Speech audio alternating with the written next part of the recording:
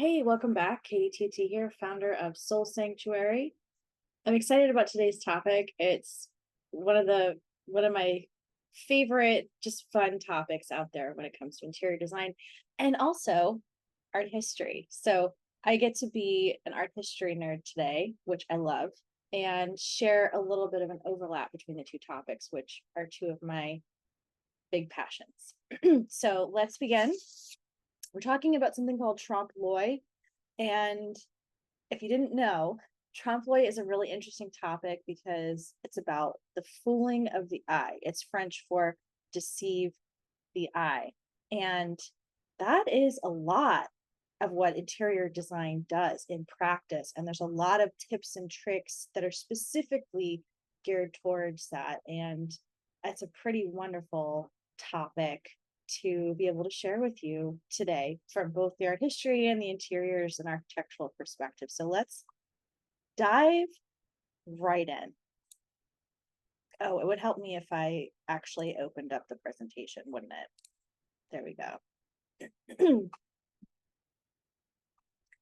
So in case you are wondering, why you should listen to anything I have to say, I'll say this. I have over 10 years of experience each in workplace experience, strategy, interiors, and personal development, degrees, art history, interior design, certifications, and all kinds of things, including trauma-informed design. And I help entrepreneurs transform their spaces and their lives and their businesses to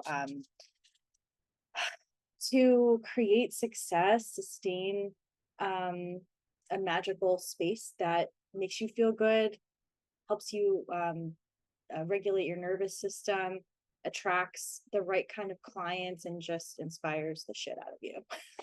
So that's part of what I'm here to do. So if you're looking for a space that heals, inspires, amplifies your gifts as a sensitive solopreneur, specifically, I'm open to helping other people as well. But if you are any or all of those things and you're ready for a space and business that grow with you, you are absolutely in the right place. So just wanted to share that as we get started. Okay, we are good. And I know you can see my whole screen, but I'm actually trying to make this larger for myself. I love me some big text on a presentation. Yes. Okay. All right, let's dive in. So trompe-l'œil, an art history quick lesson, but it's not just art history, it's art history and interiors and a little bit of architecture as well. So this is such a good topic. I'll probably do it multiple times in multiple different ways because there's just so much to go. There's so much to explore here. It's really neat. So as I mentioned, it's French for fools the eye. And what it kind of is hyper realistic art in varying context that almost looks like it could be like plucked off the page or the building, the wall, etc. Well-known examples are found all over the place in 2D art, interiors, architecture, and more. And we'll get into some of those, both historically and more modern, practical day kind of stuff. So I remember studying this picture in art history class back in the day. So this is by, I know I'm going to butcher the name, sorry, Samuel van Hoogstraten, Trompe-l'œil Still Life. And as you can see from this imagery, there are tons of tiny little details. This looks very, very realistic. And for the 1600s to be able to produce an artwork of this level of detail, pretty impressive. You can see that there's even, I'm not sure what to call it actually, if it's like a tie-dye, there's some kind of like print with like this wavy colored artwork to the left. You've got like a wax stick on the right, some soap, maybe, I'm not sure what that is, I forget. And some other just everyday items that look like they're tacked on a wall. You could almost reach out and pluck them off, but it's just painting. So you might notice if you study this a little bit that oftentimes these types of trompe-l'œil examples are like framed in such a way that they look like they could just be everyday items. And that's part of the effect of like, oh, I could just pick up and grab this, right? It's an interesting conversation piece if you have anything like this in your home or workplace or whatever. So trompe-l'œil in interiors over the ages. Well, it isn't just interiors, but trompe-l'œil over the ages.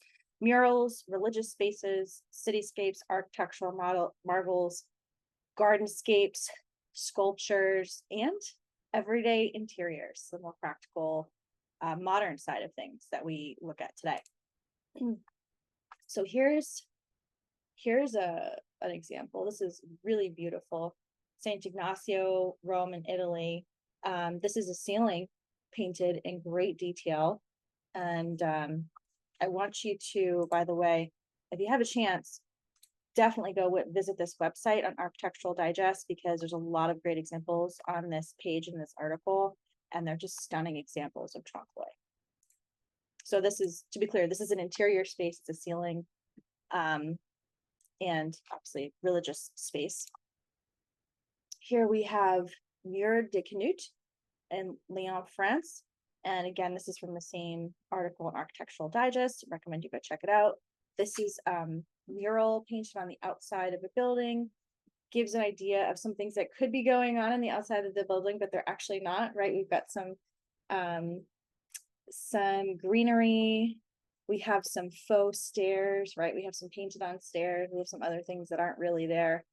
That really make this a fun experience where, you know, otherwise it would have just been, you know, some flat surfaces, which is really neat. So I have a great appreciation for how they did that. I just love, I'm like trying to stop and look at it, but it's fun to kind of explore what they did here. It's almost like a art history, where's Waldo, if you will. This one's interesting. I'm actually going to call it kind of like a trompe-l'œil hybrid, because the Palazzo Spado in Rome in Italy, this is in some ways straightforward and in some ways not so much. The designer, sorry, the architect for this wanted to create an effect where he wanted the sculpture to look bigger than it was. He wanted the depth to look longer than it was.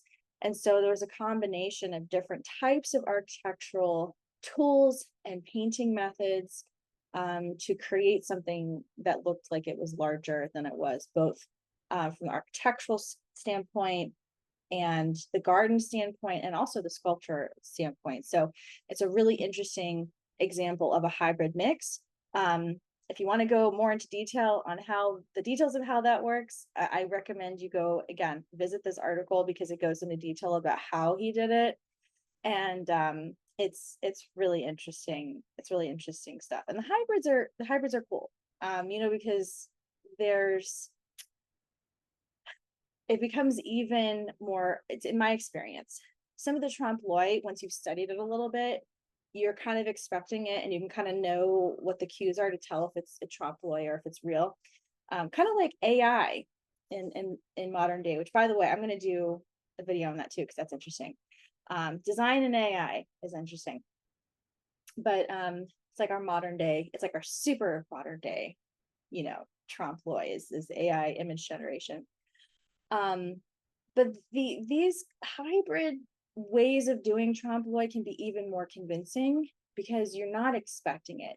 You're seeing less of these cues that you might find in something that's totally trompe-l'œil 100% versus, oh, this is real, but this is trompe-l'œil. But I don't know, there might be something that happens in the brain where you don't see enough visual cues that there's trompe-l'œil, and you just make the assumption that it's all real. I'm not sure. That's kind of what I'm leaning towards is happening here. I have to research that a little bit more, but this is a fantastic example of hybrid trompe-l'œil in architecture, in gardenscape, and in artwork as well. It's a great example of the combination of things. So that's a little bit of trompe-l'œil over the ages, just a little bit. There's so much more there if you feel like exploring it.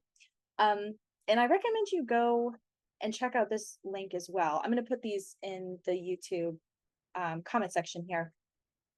But basically, this is a link to how to. If you are interested in painting this effect, I think this this creator did a fabulous job of making a very realistic marble countertop. So I definitely recommend you go check out her advice if you're looking at doing something like this yourself. So this is some modern day trompe-l'oeil because we have a granite countertop, already nice, already a really beautiful, stonework option, but she wanted to transform it into something different. And so she decided to paint on it to create this marble effect. And I think she did a great job. This looks very realistic to me. And by the way, some of the all painted marble surfaces are not equal. As far as I'm concerned, some of them do not look realistic. And so that's kind of a bummer. If you go through the whole process of painting and going through all these different steps, to be able to get it right after all of that effort and all that material, supplies, buying, all that, you want to do it right if you're going to go and do something like this. So follow the experts, follow people who are doing a good job. This creator is definitely one of them. So yeah, you can see left-hand side, existing, already looks nice, but just wasn't what she wanted. Right side, love this marble look. It totally brings a lot of life and lightness to this space. And it elevates the look that she was going for. So I really like how it turned out. Modern day trompe-l'oeil. Here's some more examples of modern day trompe-l'oeil. And these ones I pulled specifically because they kind of have this like mosaic tile work feel to them, left and right. You can see some details here on this tall doorway, or sorry, is it one door? Yeah, that is one door. They seem to be tiles that are embedded into the door and above, but it's really just painted on, which is really neat. And so, and on the left-hand side, a little less hyper realistic, but definitely still convincing and interesting and elevates the space. You also appear to have some mosaic kind of tile, almost looks like it's almost evocative of, mosaic tile work, but it's not quite in some of these areas here. And so kind of a similar vibe, and it definitely elevates the space too. So I think that's really neat. Visit this website, Home and Gardens, for design trompe-l'oeil ideas. This is just a few. I'm going to show you a few more. I did spread these out to multiple pages just because I wanted to get you larger images so you could actually kind of see a little bit better what's going on here, because the devil is in the details, as they say. I wish I could make them even bigger. So here's another few examples. On the left-hand side, we see some panel work. Is it some wood panel work? No, it's painted on. It's painted on and it still looks beautiful. And it totally just elevates the space. And look at all of this beautiful floral wallpaper. It really just adds a lot of visual drama in here. So yeah, left-hand side, not wood paneling, painted on, and looks very realistic with all of the depth and shadow and detail, which is really neat. It elevates the space. On the right-hand side, we see some really beautiful nature panels in the background. And this nature view really can have the power to transport us to another place in time. So I just love that. Anything with a biomimicry nature view, especially trompe-l'oeil, love it, love it, love it, love it. And that's also, that one's really good for the nervous system, by the way. Biomimicry, well, and actually it's got a, some types of biomimicry are even more effective than others as far as getting your blood pressure in a good place. And they've done studies on this. Oftentimes different types of water sources are like the most, but even just there's all kinds of biomimicry trompe-l'oeil that can be really effective at calming the nervous system, having good impacts on your blood pressure and more. So they've done a lot of studies on that over the years. And nature biomimicry isn't just pretty, it's healthy. This one, oh, this one's probably my favorite. And actually, I have an ex-boyfriend who is really into libraries and like secret rooms and panels and stuff like that. And he would just love this. Yeah, so this is a library, as you can tell, and then there's a panel with some faux library books, and behind it is this awesome wine cabinet. So doesn't go to a secret room, but it does have a secret wine cabinet. I thought this was such a cute idea for a hidden door in there. So that's a really fun way to make like a secret room. If you like have a room in your house where you like maybe just want to have a private space that nobody else knows about, right? There's a really good show, and I wish she would come back with season 2. Her name is escaping me right now, but the name of the show is How to Build a Sex Room. And it's, oh my God, it's so fabulous. I love that show. Binge watched the first season, like amazing, because it was design, it was personal transformation, it was relationship transformation, it was, you know, oh God, just beautiful relationships and harnessing sexual energy to like transform your relationship and your space. It was beautiful on so many angles. And the couples on the show are really awesome too. A designer, love her. Why is her name escaping me? She's so cool. Anyway, I would love to connect with her one day because she's just such an interesting person. Love her work, and she's such a great resource for that type of thing. But anyway, it's probably still on Netflix. So if you haven't seen how to make or how to build a sex room, go watch it. It's awesome. But yeah, so this is a really interesting trompe-l'œil, and I love this tucked away. That's really cool. So let's summarize this, the usefulness of design deception, because let's talk about this. Interior design is kind of like itself trompe-l'œil in a way, because no matter what you're doing into a space, you're transforming it in such a way that takes you into another dimension, takes you into another space. You're transporting yourself into something else, whether you're putting a new color on the wall, doing something really fancy pants, trompe-l'œil, building a sex room, or putting up a nature photograph, putting in a secret wall, putting in mirrors to make a room feel bigger than it is. You could argue that the practice of interior design itself is just like one practice of trompe-l'œil, just like continuously, right? But so within that, like, what are all the different fun things we can do to make our space different than it is, to just transform it, transmute it into something even better? So here are some useful things about trompe-l'œil. As what I'm calling here is design deception. The ultimate conversation piece, obviously. I mean, who doesn't get excited about that kind of thing? Elevated spaces and big budget wins. Let me tell you something. If you do not have the money for new tiles, or maybe you're a renter and it doesn't make sense for you to like transform the whole space because you're not going to get your return on your investment, you might piss off your landlord. There's, I can't afford tile work. Okay, I'll do some tile decals. Still looks amazing. Most people have no idea. And it looks amazing, looks beautiful, totally transform the space. And instead of spending thousands of dollars, I maybe spend a few $100. And I can change it next year if I decide to hate it. Like, that's pretty cool. As I mentioned, mirrors, sometimes making spaces look bigger than they are. Certainly angles can make spaces look longer than they are, as we saw with one of that sculptural thing that I showed you earlier. Yeah. Keeping private things private, like, hey, those private rooms, if you have a fake library wall or whatever kind of wall, and you have something behind there that it's really personal or whatever, then that can work for that too. Keep private things private. Maybe you've got a safe you want to hide. These are practical things. It transports you into another time space reality.